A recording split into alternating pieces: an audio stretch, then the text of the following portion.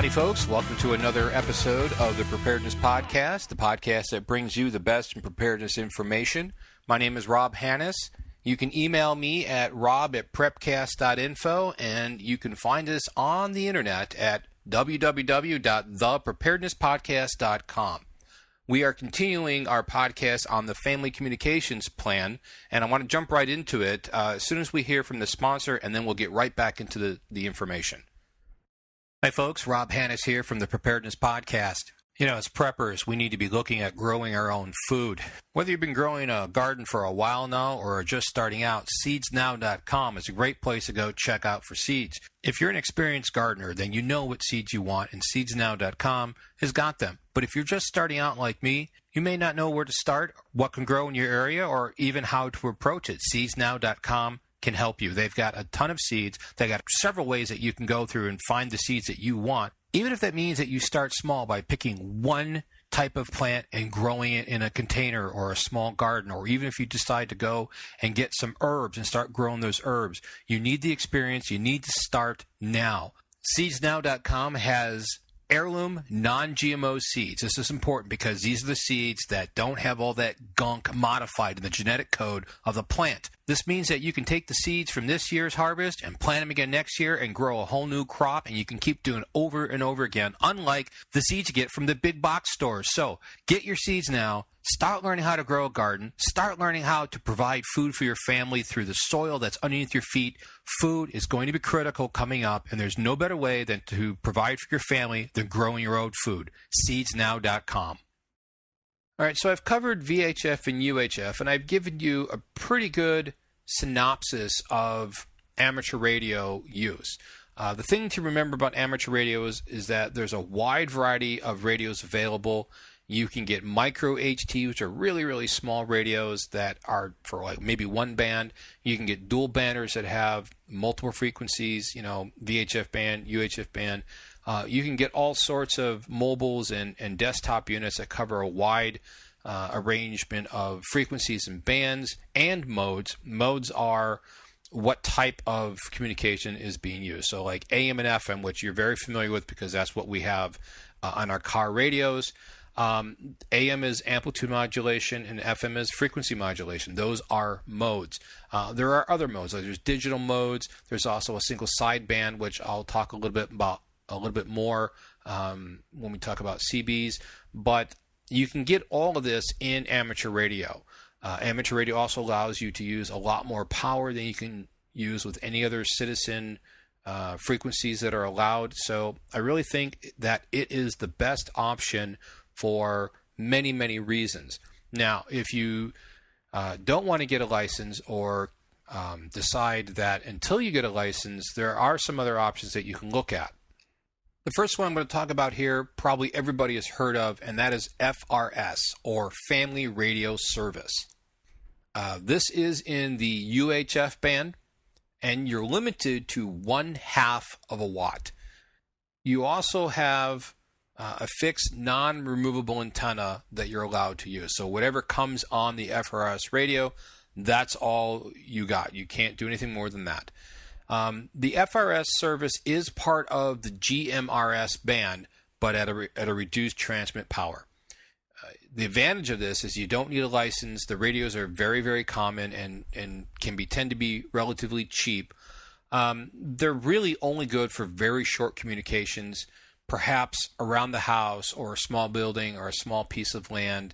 You could use them for caravanning, you know, maybe up to a 1/2 mile. So, you know, you could use them around your retreat area or your farm or your ranch or something like that. You could probably get 1/4 to a 1/2 mile reliably, because if you consider that somebody's going to be inside or in a car, that attenuates the signal. So they're okay for very, very short distances.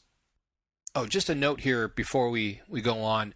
The distance of the coverage that you can expect on these different types of radios and frequencies, this is my experience. I've used all these frequencies in some form or another, and maybe not the frequency itself, but the band and the wattage. I kind of know what's going to happen in real world, either because I've done it or because I've talked to people who use this stuff all the time, or these frequencies and this wattage and stuff. So this is what I am giving you, is what I expect in a real world situation, is what you can realistically expect the type of coverage to get. So even though you might be able to buy an FRS radio that says 5 miles or up to 5 miles, and of course the up to is in really, really tiny print, you're not going to get it in real world life.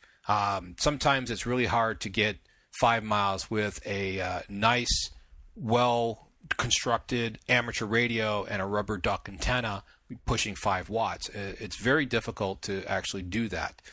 So I just wanted to let you know that you're going to hear that the distances I'm giving are far shorter than what the advertised ranges might be. The next, you may not have heard of, it's called MURS, M-U-R-S. It stands for Multi-Use Radio Service. This is in the VHF band. You're allowed 2 watts of power. You can use an external antenna, and the external antenna is important because let's just say, for example, you're in a car. Well, a car is a sort of a Faraday cage. You got all that glass and metal, and that attenuates the signal of the radio. You can get that antenna outside of the car on top of your roof, then you're going to have a much better signal, and it's going to go farther because you're pushing out more power. And especially if you have a well-tuned antenna, and again, you'll learn this in ham class, but a well-tuned antenna can make the radio performance even that much greater. So this is, I think, a big thing. However, there's only 5 channels available on MURS. It is VHF, so I think you're likely to see a greater distance with those 2 watts, again, especially if you're using a decent external antenna.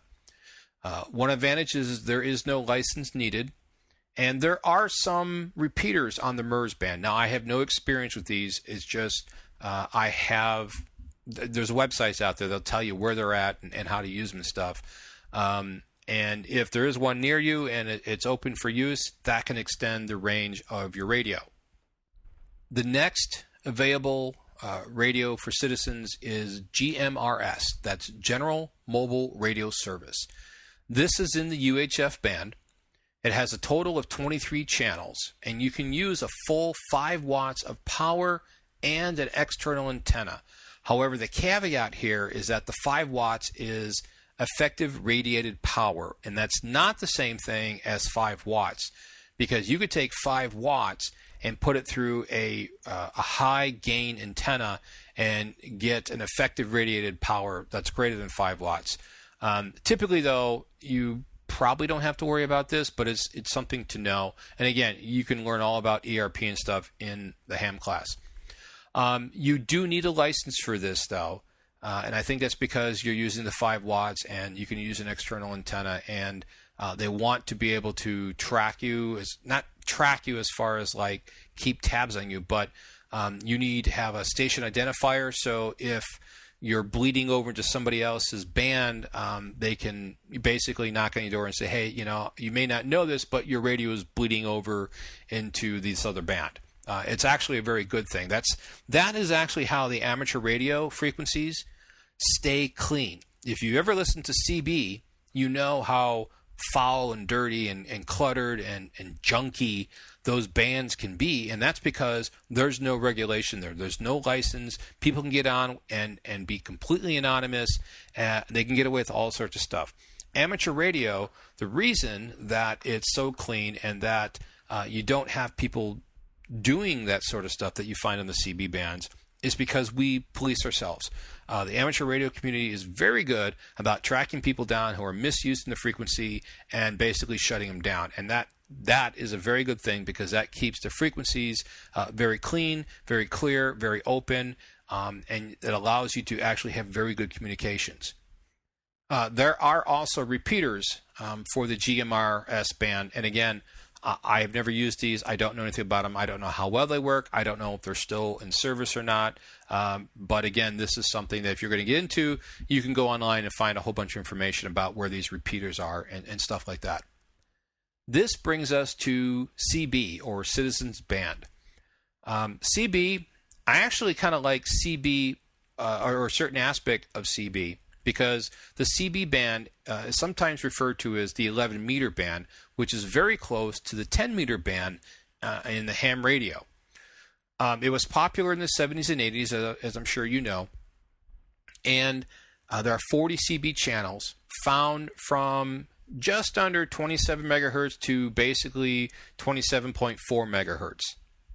And if you notice, the CB band is actually in the upper end of the HF spectrum. That means you will sometimes get skip on CB frequencies. It happens from time to time. And what that means is that you can talk long distance. When you talk skip, you're talking long distance. And it actually can be kind of cool to talk to somebody in a faraway state or even another country on your CB radio. Typically that doesn't happen with AM. It usually happens with single sideband. And that is one of the modes that I like using the CB on. Now, in AM mode, the CB, you're limited to 4 watts. Aftermarket booster amplifiers are illegal. No matter what the trucker told you, they are illegal. The 4 watts in AM mode is good for about 3 to 5 miles. And that's about, that actually I think is a greater, more reliable range than probably FRS, MERS, and GMRS. Now GMRS, you might be able to reach that 3 to 5 mile, maybe a little bit more if you are using a full 5 watts and you're using a good external antenna. You can probably hit that reliably. But what I like about CB is that the better CBs have a mode that's called single sideband, or SSB. Now, skipping the technical explanation for what SSB is, just think of it as basically an AM signal with the carrier wave removed. Now, the carrier wave is like an AC wave, and the information is embedded into that carrier wave. So remove that carrier wave and only transmit half of the wave, either upper sideband or lower sideband. It becomes much more efficient. You're only transmitting half the signal. The radio is able to push more of the power into that portion that it's transmitting than the carrier wave, which is usually what takes up a lot of the power of the radio. Now, like I said, in AM mode, you can only have 4 watts, but in single sideband mode, you can use up to 12 watts of power. The effect is that you can transmit farther, probably getting around 10 to 20 miles of reliable communication.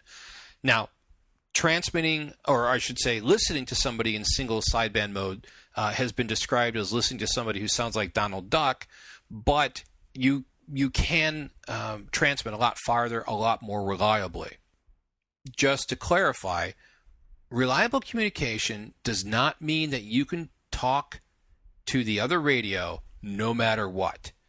It means that given a nominal set or a normal set of environmental parameters, this is the type of performance you can expect.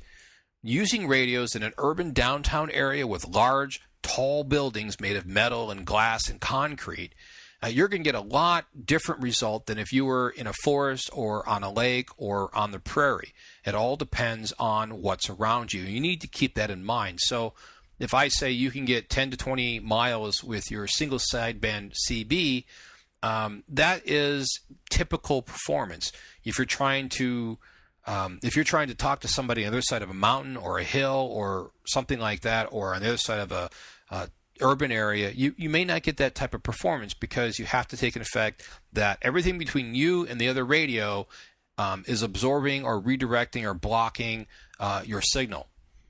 Now, I've gone over a lot of the different types of radio options available, and for years I've often said, gosh, there's got to be some other way that I can do this without a radio. There's got to be some simple way of doing it, and unfortunately there isn't. Amateur radio is the best option as far as I'm concerned. It makes the most sense, and I do strongly recommend that you take a ham class because it'll teach you about radio operation, how to work your radio, how to talk on the radio, how to listen, wave propagation theory, and the fundamental knowledge that I think is important even beyond radio communications about electricity and electronics and stuff like that. Now, if you're looking for an extremely reliable form of communications, there is something called digital HF, which is basically running digital computer-based communications over HF frequencies And I think, based on what I've seen, this is probably the most reliable form of communication there is. However, it's not the easiest setup because in addition to having a radio, you need a computer.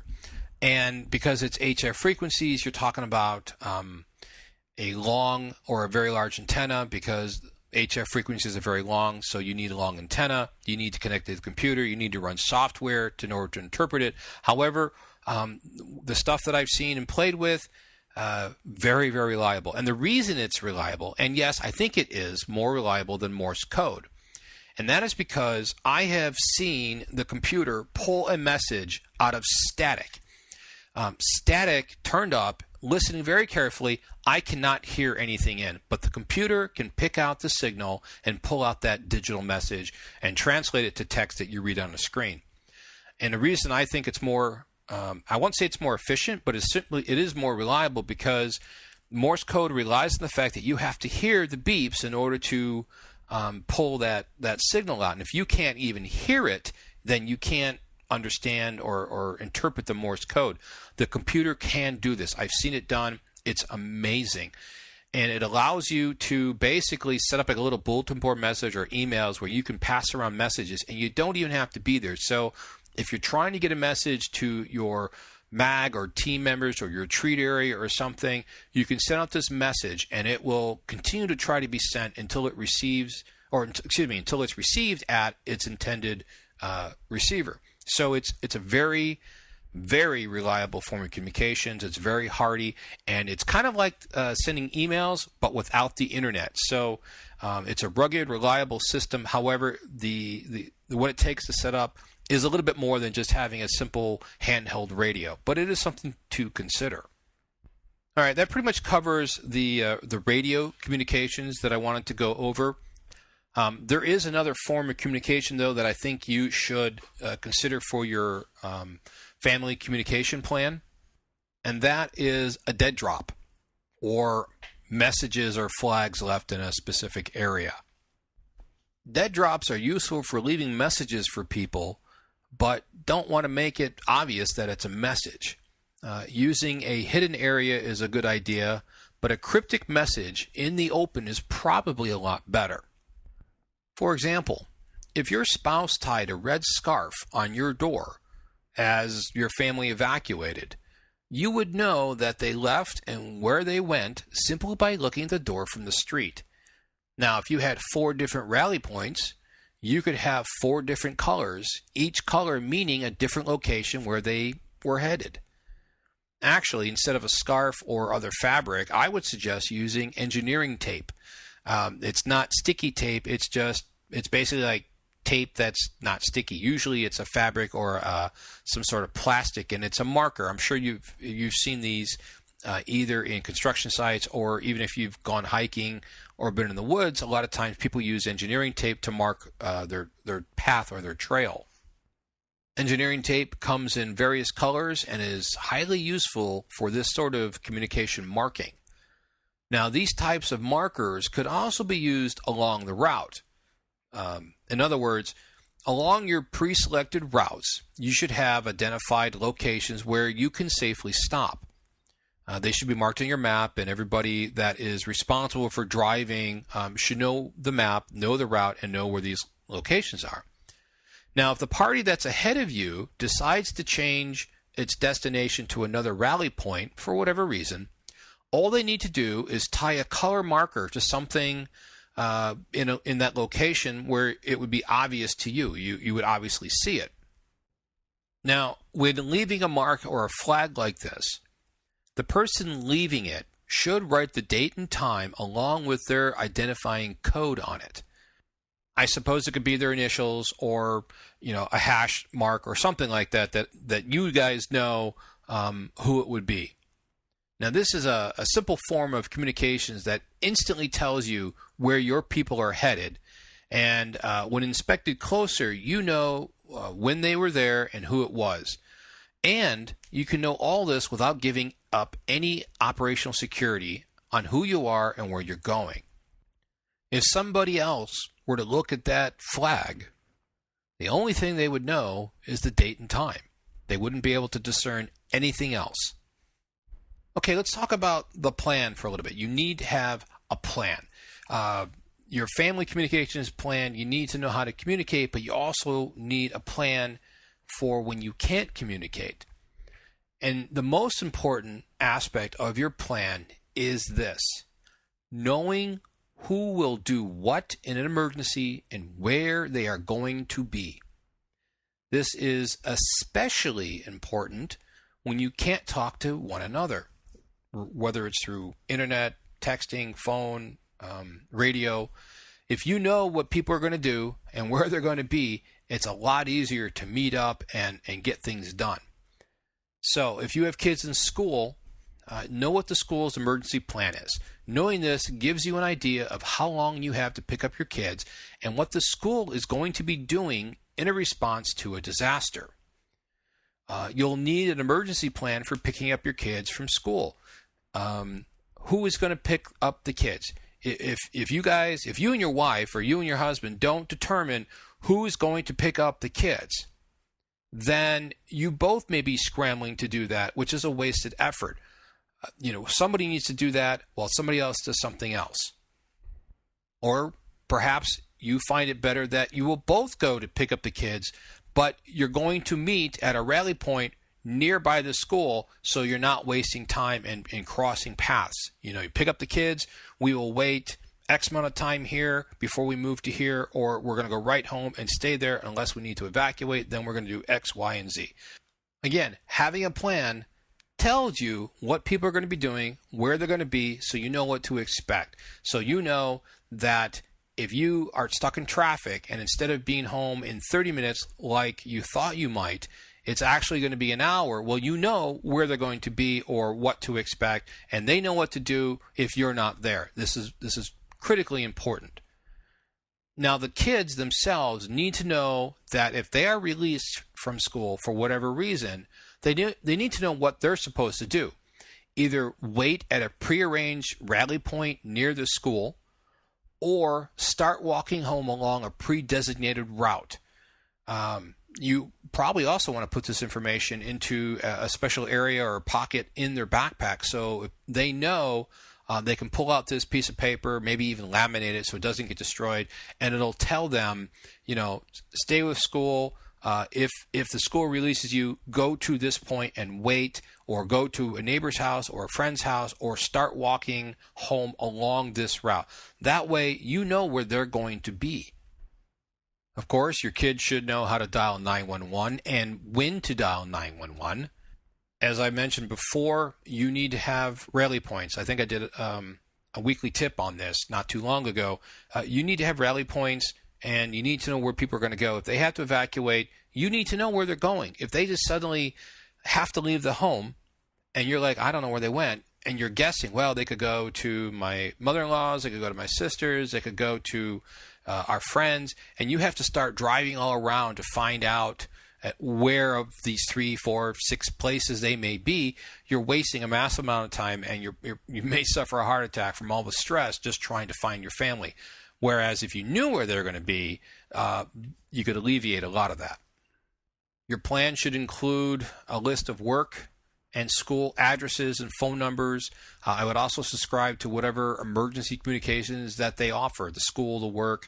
It's a good idea. A lot of schools or workplaces or even communities like county governments, city governments, they use Twitter or some sort of text alert or some sort of alert notification to let you know what's going on.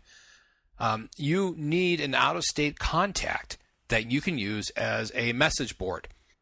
It's often much easier to call out of an infected area, and if everyone calls this contact number, an out-of-state contact number, they can leave information about their state of condition and what they plan to do next.